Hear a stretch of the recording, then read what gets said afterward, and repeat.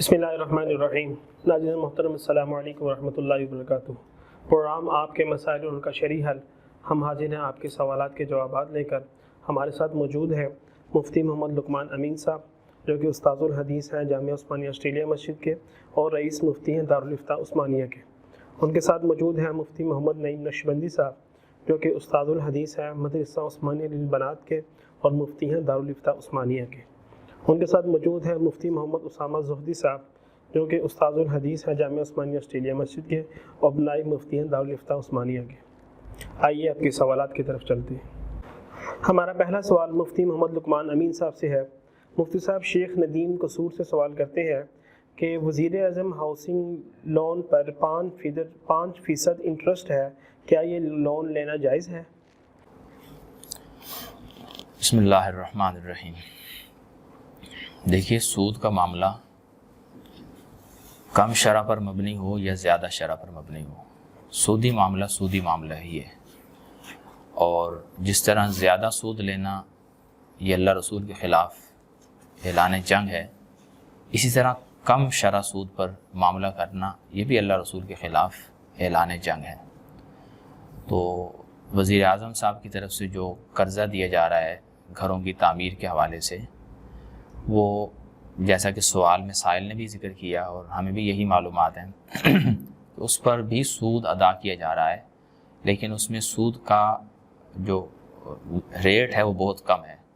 یعنی عام طور پر اتنے زیادہ وقت کے لیے جب سود دیا جائے، 20 سال کے لیے قرضہ دیا جائے یا 25 سال کے لیے دیا جائے، تو اس کا ریٹ بہت زیادہ ہوتا ہے، لیکن حکومت کی طرف سے یہ قرضہ اس حال میں دیا جا رہا ہے کہ اس میں ریٹ بہت کم ہے، تو یہ بھی سود ہی کے حکم میں ہے۔ اس میں یعنی کم ہونے کی وجہ سے اس پر سود کے حکم کے لاگو ہونے سے کوئی رکاوٹ نہیں ہے۔ بس یہ معاملہ ہے کہ ایک آدمی اگر 1000 روپے سود دے رہا ہے تو اس کے مقابلے میں دوسرا آدمی 500 روپے سود دے رہا ہے، تو یہ سودی معاملہ ہی ہے، اس سے اجتناب کرنا چاہیے، اور اس کے علاوہ کوئی صورت ہو تو وہ دوبارہ پوچھی جائے۔ ہمارا اگلا سوال مفتی محمد نعیم صاحب سے ہے۔ مفتی صاحب، جلال الدین اوکاڑا سے سوال کرتے ہیں، کیا ہم عصر کی نماز کے بعد نوافل یا قضا نمازیں ادا کر سکتے ہیں؟ بسم اللہ الرحمن الرحیم۔ جی، عصر کے بعد نوافل تو منع ہے۔ مسلم کی روایت ہے عقبہ بن عامر رضی اللہ تعالیٰ عنہ سے، نبی کریم صلی اللہ علیہ وسلم نے 3 اوقات کے بعد جو ہے نا وہ نماز پڑھنے سے منع فرمایا۔ بہرحال عصر کی نماز کے بعد نفل پڑھنا، وہ عصر سے لے کر مغرب تک پورے وقت میں نفل نہیں پڑھ سکتے۔ باقی رہ گئی قضا نماز کی بات، تو قضا نماز اس فرار شمس کا مطلب یہ ہوتا ہے کہ دھوپ پیلا ہونے سے پہلے آپ قضا نماز پڑھ سکتے ہیں، لیکن جب دھوپ پیلی ہونی شروع ہو جائے تو پھر قضا نماز بھی نہیں پڑھی جائے گی۔ اور اس کی وجہ جو لکھی ہے کتابوں میں وہ یہ ہے کہ یہ جو وقت ہے، یہ جو دورانیہ ہے، یہ ان لوگوں کا ہے کہ جو سورج کی عبادت کرتے ہیں، تو اگر اس ٹائم نفل اور قضا نمازیں پڑھیں گے تو یہ جو ہے نا وہ ان لوگوں کے ساتھ مشابہت ہو جائے گی، تو مشابہت سے منع کیا گیا۔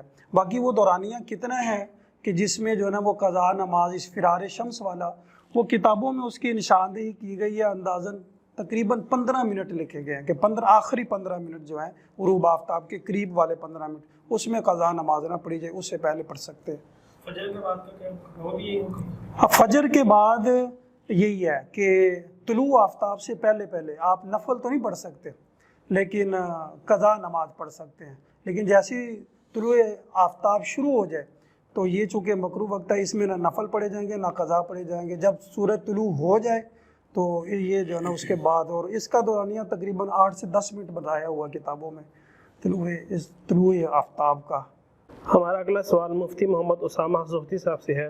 مفتی صاحب، تقی الدین کوئٹہ سے سوال کرتے ہیں، بخاری شریف میں حدیث ہے کہ آپ صلی اللہ علیہ وسلم نے فرمایا، میری امت شرک میں مبتلا نہیں ہوگی لیکن دنیا کی دوڑ میں لگ جائے گی، جبکہ آج کل شرک عام ہے، کوئی ایسا مزار نہیں جہاں شرک نہ ہو رہا ہو، تو پھر مندرجہ بالا حدیث کا کیا مطلب ہے؟ برائے مہربانی تفصیل کے ساتھ رہنمائی فرمائیں۔ بسم اللہ الرحمن الرحیم۔ جی، بخاری شریف کی جو روایت ہے، نبی پاک صلی اللہ علیہ وسلم نے فرمایا لست اخشى علیکم ان تشرکوا بعدی، اور ایک اور روایت کے الفاظ ہے واللہ ما اخاف علیکم ان تشرکوا بعدی۔ فرمایا نبی پاک صلی اللہ علیہ وسلم نے کہ مجھے تم پر یہ خوف نہیں کہ میرے بعد تم شرک کا ارتکاب کرو گے، بلکہ مجھے تم پر یہ خوف ہے کہ تم دنیا حاصل کرنے میں رغبت کرو گے، ایک دوسرے سے آگے بڑھو گے۔ اس طرح کی اور بھی روایات ہے۔ جو لوگ خود کھلے عام شرک کے اندر مبتلا ہے وہ اس طرح کی روایات اپنے سامنے رکھ کر اپنے آپ کو تسلی دیتے ہیں، اور اسی طرح جو دیگر حضرات شرک کے اندر مبتلا ہے، کھلے عام شرک کرتے ہیں، ان حضرات کے سامنے بھی اس طرح کی روایات سنا کر انہیں بھی تسلی دیتے ہیں اور کہتے ہیں کہ جی یہ شرک نہیں ہے، اس لیے کہ ہم محمد مصطفیٰ صلی اللہ علیہ وسلم کی امت کے افراد میں سے ہے، اور آپ علیہ السلام نے اپنی امت کے بارے میں فرما دیا کہ میرے بعد میری امت میں شرک کا وجود نہیں ہوگا، لہٰذا اس طرح وہ تسلی دیتے ہیں اپنے آپ کو۔ حالانکہ قرآن کا اگر مطالعہ کیا جائے، تفسیر نہیں صرف ترجمہ دیکھا جائے، تو بہت ساری آیات سے یہ بات ثابت ہوتی ہے کہ اس امت کے اندر یعنی امت محمدیہ کے اندر بھی شرک کا وجود رہے گا، جیسے کہ سورہ یوسف کی آیت ہے وَمَا يُؤْمِنُ أَكْثَرُهُمْ بِاللَّهِ إِلَّا وَهُمْ مُشْرِكُونَ۔ بخاری اور ابو داود شریف کی روایات بھی ہے۔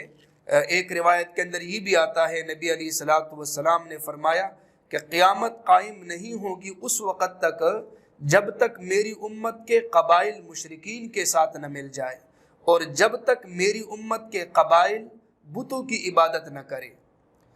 تو اس طرح کی احادیث سے بھی یہ بات ثابت ہوتی ہے اور قرآنی آیات سے بھی یہ بات ثابت ہوتی ہے کہ اس امت کے اندر شرک کا وجود رہے گا۔ باقی رہا مسئلہ یہ کہ جیسے کہ بخاری شریف کی روایت ہے جس میں آپ علیہ السلام نے فرمایا کہ مجھے خوف نہیں ہے کہ میرے بعد میری امت جو ہے وہ شرک کا ارتکاب کرے گی۔ تو دیکھیں کسی بھی روایت کا مطلب اور مفہوم ہم اپنی مرضی سے نہیں بنا سکتے، اور نہ ہی جو ہماری سمجھ میں اس کا مفہوم آ جائے یا جو مطلب آ جائے اسی پر اپنا عقیدہ بنا کر یا اسی کو آگے بیان نہیں کر سکتے۔ اس روایت کا جو مقصد ہے اور اس روایت کا جو مطلب ہے، اس کی جو وضاحت ہے، محدثین نے جو اس کی وضاحت کی ہے، صحابہ کرام نے جو اس کی وضاحت کی ہے، وہی وضاحت ہمارے لیے معتبر ہوگی، اپنی وضاحت نہیں۔ تو علماء نے جو اس کی وضاحت کی ہے وہ یہ ہے کہ نبی علیہ الصلوۃ والسلام نے فرمایا کہ میری امت من حیث المجموع، یعنی میری امت کا مجموعہ شرک کا ارتکاب نہیں کرے گا۔ مطلب کیا ہے؟ یعنی میری امت کے کل افراد وہ شرک کا ارتکاب نہیں کریں گے، اس سے بعضیت کی نفی نہیں آتی، مطلب بعض جو ہے وہ شرک کا ارتکاب کریں گے۔ اور یہ مطلب حافظ ابن حجر اسقلانی رحمہ اللہ نے فتح الباری کے اندر یہی مطلب لکھا ہے، علامہ عینی رحمہ اللہ نے ان روایات کی تشریح کرتے ہوئے یہی مطلب لکھا ہے، ملا علی قاری رحمہ اللہ نے بھی یہی مطلب، اور دیگر جو محدثین اور فقہا حضرات ہیں انہوں نے بھی یہی مطلب لکھا ہے۔ تو یہ اس کی وضاحت ہے، یہ اس کا مطلب ہے۔ ہمارا اگلا سوال مفتی محمد لقمان امین صاحب سے ہے۔ مفتی صاحب کامران شکیل لاہور سے سوال کرتے ہیں کہ میں نے ایک کمپنی کو سرمایہ کاری کے لیے 10 لاکھ روپے دیے ہیں جس میں نقصان نہیں، کیا ایسی کمپنی میں سرمایہ لگانا جائز ہے؟ بسم اللہ الرحمن الرحیم۔ سرمایہ کاری کے لیے پیسے دینا اور اس پر یہ سمجھنا کہ اس میں نقصان نہیں ہوگا، اس کی دو صورتیں ہیں۔ ایک تو یہ ہے کہ کوئی کاروبار اتنا زیادہ چلتا ہے اور اس میں نفع کا امکان غالب ہے، نقصان ہوتا نہیں ہے، عموماً یہ دیکھا گیا ہے کہ اس کاروبار میں نقصان نہیں ہوتا۔ ایسی صورت میں تو اگر کوئی آدمی ایسے کاروبار میں پیسے لگائے اور یہ سمجھے کہ میرے اس کاروبار میں کوئی نقصان نہیں ہے، مجھے نفع مل رہا ہے، مجھ پر نقصان نہیں آئے گا، یہ ایک علیحدہ چیز ہے۔ لیکن اگر کوئی کسی کے ساتھ اس شرط پر پیسے انویسٹ کرے کہ میں تمہارے ساتھ صرف نفع میں ہی شریک ہوں گا، بالفرض اگر اس میں نقصان آ بھی گیا تو میں اس میں شریک نہیں ہوں، اگر اس طرح کسی آدمی نے اس شرط کے ساتھ کہیں پیسے لگائے یا کسی دوسرے بندے نے اس شرط پر کسی سے پیسے لیے کہ نقصان میرے ذمے اور نفع میں تم میرے ساتھ شریک ہو، تو ان دونوں صورتوں میں یعنی اس شرط پر پیسے دینے والا اور اس شرط پر پیسے لینے والا، ان دونوں صورتوں میں یہ معاملہ سود کے مشابہ ہو جائے گا، سود کے مشابہ ہو جائے گا۔ اور جو پہلی بات میں نے عرض کی کہ کسی ایسے کاروبار میں کوئی آدمی پیسے لگائے جس میں نقصان کم ہوتا ہے اور وہ اس نقصان کے کم ہونے کو یا نقصان کے نہ ہونے کو یوں بیان کرے کہ میرے پیسے ایسی جگہ پر لگے ہوئے ہیں جہاں نقصان نہیں ہوتا، تو یہ تو ٹھیک بات ہے، یہ اس کا مشاہدہ ہے، اس مشاہدے پر مبنی وہ بات کر رہا ہے۔ لیکن اگر یہ چیز مشروط ہو، یہ معاہدے میں یہ بات لکھ دی گئی ہو کہ نقصان ہوتا تو نہیں ہے لیکن اگر ہو بھی گیا نقصان تب بھی آپ کے پیسوں پر نقصان نہیں ہوگا، تو یہ پھر مشابہ ہے سود کے معاملہ۔ ایسے معاملے سے پھر اپنے آپ کو بچائیں، یہ شرعی اعتبار سے ناجائز معاملہ ہے، اس کو ختم کرنا ضروری ہے۔ ہمارا اگلا سوال مفتی محمد نعیم صاحب سے ہے۔ مفتی صاحب، ایک خاتون سوال کرتی ہیں کہ حیض کی وجہ سے قضا نمازوں اور روزوں کے متعلق تفصیلی رہنمائی فرمائیں۔ حیض کے سے متعلق روزوں اور نمازوں کے بارے میں اصول یہ یاد رکھنا چاہیے کہ روزے سال میں ایک مہینے کے لیے اللہ تعالیٰ نے فرض کیے ہیں، اور اسی طرح اگر کوئی منت کا روزہ ہے وہ عورت کی ماہواری کی وجہ سے رہ گیا یا کوئی اور وجوبی روزہ ہے، تو ان کے لیے اصول تو یہی ہے کہ روزوں کی قضا کرنا ہوگی، اس لیے کہ یہ سال میں ایک دفعہ ایک مہینہ ہے، تو اس کی قضا کرنے میں عورت کے لیے مشقت کوئی نہیں ہے، تو لہٰذا اس کی قضا اس کے لیے ضروری ہوگی۔ اور دوسرا رہ گیا کہ جو ماہواری کی ایام میں جو نمازیں ہیں، تو نمازوں کی قضا کی اس کے لیے جو ہے نا وہ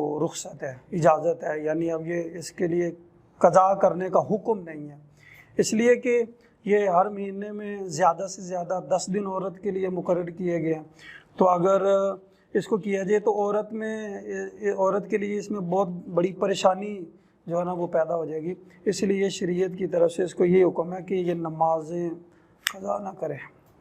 ہمارا اگلا سوال مفتی محمد اسامہ زہدی صاحب سے ہے۔ مفتی صاحب، شرافت مغل گجرانوالہ سے سوال کرتے ہیں، اگر غیر مسلم کسی مسلمان پر احسان اور مدد کرتا ہو تو اس کو کیسے دعا دے سکتے ہیں؟ بسم اللہ الرحمن الرحیم۔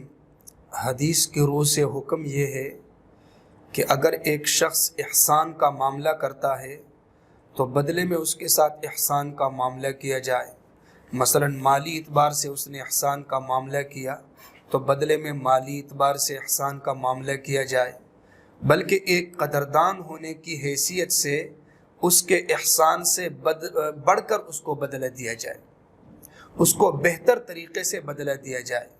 لیکن اگر کسی کے پاس مال و دولت نہیں تو حدیث میں آتا ہے، نبی پاک صلی اللہ علیہ وسلم نے فرمایا کہ وہ احسان کرنے والے کو کہے جزاک اللہ خیرا، کہ اللہ تعالیٰ آپ کو بہترین بدلہ عطا کرے۔ پھر علماء نے لکھا ہے کہ اس معاملے میں مسلمان اور غیر مسلم دونوں برابر ہیں، یعنی اگر مسلمان احسان کرے اس کو بھی بدلہ، غیر مسلم احسان کرے اس کے احسان کا بھی بدلہ، اور بہتر سے بہتر بدلہ۔ چونکہ نبی علیہ الصلوۃ والسلام پر جن مسلمانوں نے احسانات کیے آپ نے بہتر بدلہ دیا، اور جن کافروں نے احسانات کیے آپ نے بھی بہتر بدلے ان کو دیے۔ لیکن ایک بات کا خیال رہے کہ کافر کے احسان کا بدلہ دیتے ہوئے کسی مسلمان کی تذلیل نہ ہو، اس میں اس کا خیال رہے، یا شعائر اسلام کی تحقیر نہ ہو۔ ہمارا اگلا سوال مفتی محمد لقمان امین صاحب سے ہے۔ مفتی صاحب، علی اجمل اٹک سے سوال کرتے ہیں، اگر کسی آدمی کے پاس 2 کروڑ روپے کا اپنا گھر یا زمین ہو لیکن نقد پیسے نہ ہو تو کیا ایسے آدمی کو زکوٰۃ دی جا سکتی ہے؟ بسم اللہ الرحمن الرحیم۔ دیکھیے، بعض چیزیں ایسی ہیں جو ہر انسان کی بنیادی ضرورت ہیں، ان بنیادی ضرورتوں کو منہا کر کے آدمی کا مالی اعتبار سے نصاب شمار کیا جاتا ہے۔ کسی آدمی کے پاس اگر ذاتی گھر ہے تو میرے اور آپ کی نظر میں ممکن ہے کہ وہ گھر بہت زیادہ مالیت کا ہو، اسے بیچ کر اس سے کم مالیت کے گھر میں بھی رہا جا سکتا ہو، لیکن پھر بھی جو گھر اس کے پاس ہے وہ اس کی ضرورت ہی شمار ہوگا۔ لہٰذا اگر کوئی آدمی کسی گھر کا مالک ہے اور اس گھر کے علاوہ اس کے پاس کچھ نہیں ہے، نقدی میں اپنی ضروریات کو پورا کرنے کے لیے اس کے پاس کچھ نہیں ہے، تو محض اس کی گھر کی مالیت کی وجہ سے اسے زکوٰۃ دینے سے ہم روک نہیں سکتے کہ اس کو زکوٰۃ نہیں دی جائے، کیونکہ گھر کی مالیت کا بڑھ جانا یا گھٹنا یہ ایک علیحدہ چیز ہے۔ اگر مالیت بڑھ گئی ہے تو وہ اس مالیت کے عوض بازار سے کچھ نہیں خرید سکتا جب تک وہ اس مکان کو فروخت نہ کرے۔ اس لیے یہ بنیادی ضرورتوں میں آتا ہے گھر کا ہونا۔ تو اگر کسی آدمی کے گھر کی مالیت اتنی زیادہ بھی ہے جیسے بتائیے تو ٹھیک ہے، یہ اس کی بنیادی ضرورت ہے، یہ اس کے پاس رہے، اور اگر وہ واقعتاً ضرورت مند ہے، نصاب کو نہیں پہنچتی اس کی مالیت، تو وہ زکوٰۃ بھی لے لے تو بھی کوئی حرج نہیں ہے۔ یہ تو ہو گئی قانون کی بات، ضابطے کی بات۔ ایک چیز ہے اخلاقاً، ایسے آدمی کو جس کے پاس اتنا قیمتی گھر موجود ہو، ایسے آدمی کو چاہیے کہ وہ زکوٰۃ نہ وصول کرے، کیونکہ اس سے زیادہ ضرورت مند لوگ موجود ہیں۔ تو یہ اپنے اس قیمتی گھر کو فروخت کر کے کسی ایسی جگہ گھر لے لے جو اس سے کم قیمت میں مناسب مل جائے۔ اخلاقاً ہم اسے یہی کہیں گے کہ آپ اپنے اس اتنے قیمتی گھر میں رہنے کو ترک کیجیے اور کوئی اپنے مطابق گھر لیں جو آپ کی آمدن کے مطابق ہو، اور آپ اس گھر میں رہیں اور زائد پیسوں کو آپ اپنے خرچے میں استعمال کریں۔ لیکن پھر بھی اگر کوئی صاحب اپنا گھر نہیں فروخت کرتے تو قانون یہی ہے، ضابطہ یہی ہے کہ اگر اس کو کسی نے زکوٰۃ دی تو اس کی زکوٰۃ ادا ہو گئی۔ ہمارا اگلا سوال مفتی محمد نعیم صاحب سے ہے۔ مفتی صاحب، خلیق الرحمان خوشاب سے سوال کرتے ہیں کہ بچیوں کے سر کے بال کس عمر تک کاٹے جا سکتے ہیں یا بالکل اجازت نہیں ہے؟ جی، بچیوں کے بال کاٹنا، اس میں جو حدیث سے اصول سمجھ میں آتا ہے کہ وہ کہ 7 سال کی عمر میں بچے کو نماز کا عادی بناؤ۔ اس سے تو یہ بات سمجھ میں آتی ہے کہ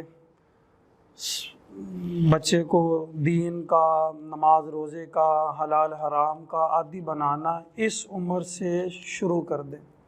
باقی چونکہ بچیوں کے مسائل ہیں تو اس میں کچھ یہ کام آج کل لوگ کرتے ہیں، شوقیہ طور پر یہ کام کرتے ہیں، بالوں کو بنانا، کاٹنا، یہ شوقیہ طور پر۔ تو شوقیہ کام نہیں کیا جائے تو بہتر ہے، لیکن اگر پھر بھی کوئی کرتا ہے تو احکامات شریعت کے جو عائد ہوتے ہیں وہ بلوغت کے بعد عائد ہوتے ہیں، بلوغت سے پہلے عائد نہیں ہوتے۔ اگر کسی نے کاٹ دیے تو اس میں اس کو حرام تو نہیں کہیں گے، لیکن اتنا ضرور کہیں گے کہ یہ بچے کی دین سے دوری کے اسباب میں سے ایک سبب ہے۔ ہمارا اگلا سوال مفتی محمد اسامہ صاحب سے ہے۔ مفتی صاحب، محمود خلیل پشاور سے سوال کرتے ہیں، اگر کوئی شخص رمضان المبارک کے مہینے میں نیند نہ آنے پر طبیعت کی خرابی کے باعث نیند کی گولی دن میں کھا لے تو کیا اس پر صرف قضا ہے یا کفارہ بھی لازم ہے؟ بسم اللہ الرحمن الرحیم۔